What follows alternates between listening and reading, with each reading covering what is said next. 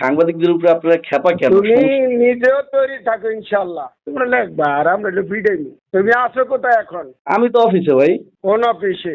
ফিরোজপুর ভাই। আচ্ছা বসো, আসতেছি। ও অভিযোগ করছে যে আপনিও নাকি মারধরের আরো তো মারবো, শুধু এখন না, আমার বিরুদ্ধে অভিযোগ দিতে পারে, অনেকেই লিস্টে আছে ইনশাল্লাহ, আল্লাহর রহমতে সন্ধ্যার মধ্যে আরো খবর পেয়ে যাবো। সাংবাদিকদের উপরে আপনারা খেপা কেন? তুমি নিজেও তৈরি থাকো ইনশাল্লাহ। তুমি আছো কোথায় এখন? আমি তো অফিসে ভাই, কোন অফিসে? ফিরোজপুর ভাই। আচ্ছা বসো, আসতেছি।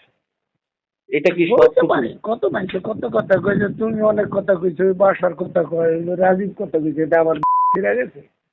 তোমরা লেখবা আর আমরা ভিড়াইনি। মানে লেখলে পিটাবেন বুঝলাম না ভাই, আমার উপরে তো খেপছেন কি সাংবাদিকদের উপরে?